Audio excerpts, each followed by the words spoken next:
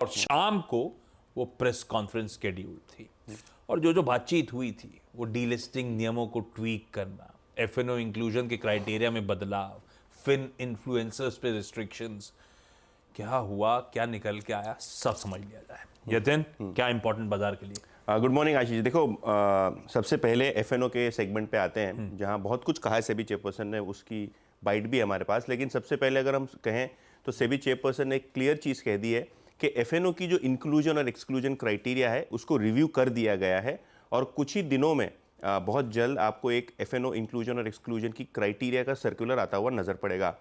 2018 में ये पिछला रिव्यू हुआ था एफएनओ स्टॉक्स इंक्लूजन एक्सक्लूजन्स का। तो यहाँ जो बदलाव किए हैं क्राइटेरिया में वो अमल में लाए जाएंगे और बहुत जल्द सर्कुलर लाया जाएगा। इससे होगा क्या, लगभग 2 दर्जन स्टॉक्स यानी लगभग 24-25 स्टॉक्स एफएनओ क्राइटेरिया के चेंजेस के चलते इंक्लूड होंगे और बहुत सारे स्टॉक्स जो है एक्सक्लूड होंगे, क्योंकि जो मिनिमम ऑर्डर सिग्मा है, डिविएशन है, बहुत सारे पैरामीटर्स हैं, उसके चलते ये सारे बदलाव होंगे। ऑब्वियसली एफएनओ में जो बदलाव हो रहे हैं उसके कारण निफ्टी इंक्लूजन एक्सक्लूजन पे भी असर होगा, इसके बारे में भी हम बात करेंगे। लेकिन एफएनओ की जो स्टॉक्स की संख्या है वो लगभग 180 से 190 के बीच ही रहेगी ब्रॉडली। तो कोई बड़ा एफएनओ का क्वांटम नहीं बढ़ेगा ना घटेगा, ये पहली बात। दूसरी बात, फिनफ्लुएंसर्स और फाइनेंशियल एडवाइजर्स पे भी सेबी ने शिकंजा कसा है। एजुकेशन के नाम पे आप स्टॉक रिकमेंड नहीं कर सकते।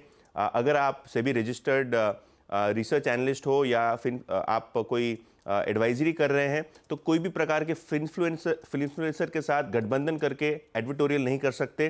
तो सेबी ने एक तरीके से फिनफ्लुएंसर्स को जो है लॉ के दायरे में लाने की कोशिश की है। होल्डिंग कंपनी डीलिस्टिंग, 2 बड़ी चीज़ें। सबसे पहला, 2 ऑप्शंस दिए जाएंगे होल्डिंग कंपनी को डीलिस्ट करने के लिए। एक तो फिक्स प्राइस मैकेनिज्म उनके लिए रहेगा जो 15% फ्लोर प्राइस के प्रीमियम पे मिनिमम आना चाहिए, और दूसरा कि होल्डिंग कंपनी अगर आप हैं तो आप शेयर्स डिस्ट्रीब्यूट कर सकते हैं, लैंड और बिल्डिंग्स के एवज में कैश डिस्ट्रीब्यूट कर सकते हैं और सिलेक्टिव कैपिटल रिडक्शन कर सकते हैं। तो होल्डिंग कंपनीज के डीलिस्टिंग के ऊपर भी सेबी ने नियम जो है वो फाइनलाइज कर दिए हैं। और ऑब्वियसली कैटेगरी एआईएफ्स की बात करें 1 और 2 की, तो उनको थोड़े बहुत बोरोइंग्स अलाउ किए हैं। अगर आप एक पेंशन फंड्स हैं तो आपको बहुत सारी राहत दी गई है केवाईसी में। तो लॉन्ग टर्म फंड्स को आकर्षण बढ़ाने के लिए सेबी ने केवाईसी नॉर्म्स को भी थोड़ी बेटर की है। ईज ऑफ डूइंग बिजनेस पे बहुत सारी वर्किंग कमिटीज़ भी काम कर रही हैं। तो ब्रॉडली अगर हम बात करें तो क्लियरली ये एफएनओ की जो क्राइटेरिया है उस पर खास ये जो सेबी की बोर्ड मीटिंग मार्केट के एंगल से काफ़ी अहम रही है।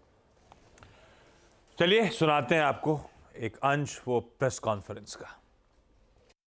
The trend that we are seeing in terms of even the type of trading that is happening. So, concentrated in weekly options, only on the expiry day, in the last 1 hour.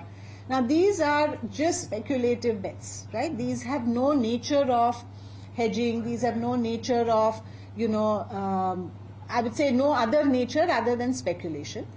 So, the question is now that what is it, if anything, that needs to be done further from an investor protection point of view?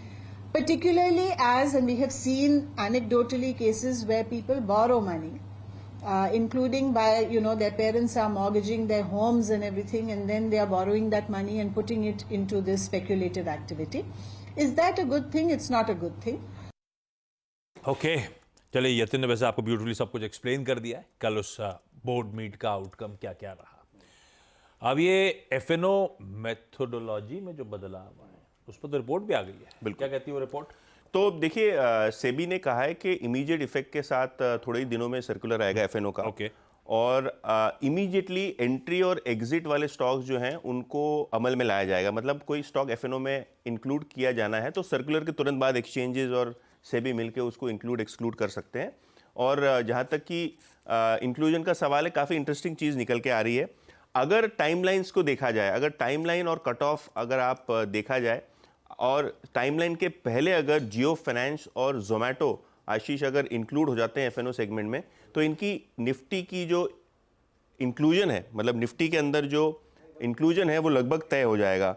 जहाँ तक कि F&O बदलाव अगर scenario 1 की बात करें तो Trent और बीएल तो है ही, मतलब वो सिनेरियो 1 है जहाँ कोई एफएनओ स्टॉक इंक्लूड नहीं होता बड़ा वाला, तो ट्रेंट और बीएल तो आएगा ही। लेकिन अगर जियो फाइनेंस और जोमेटो अगर इसको अगर हम देखें और अगर ये दोनों स्टॉक्स एफएनओ में आ जाते हैं तय समय सीमा से पहले, तो जियो फाइनेंशियल सर्विसेज और जोमेटो, ये दो स्टॉक्स साथ में ट्रेंड, ये 3 स्टॉक्स जो है एफएनओ के वजह से आपको निफ्टी में आते हुए नजर पड़ेंगे। और सामने एलटीआई माइंट्री, डिवीज लैब और एक नया वाइल्ड कार्ड है आइशर मोटर्स, ये 3 स्टॉक्स जो है एक्सक्लूड हो जाएंगे। तो क्लियरली जोमेटो और जियो फाइनेंस की एफएनओ एंट्री पे जो है वो सस्पेंस जब तक उठता नहीं तब तक ये कहना मुश्किल होगा। लेकिन हाँ, सेबी का सर्कुलर जैसे ही आता है तब आपको पता चलेगा जियो और जोमेटो क्या एफएनओ में आने के बाद निफ्टी का पार्ट बनेंगे या नहीं। ओके, चलिए भाई, ये हो गया वो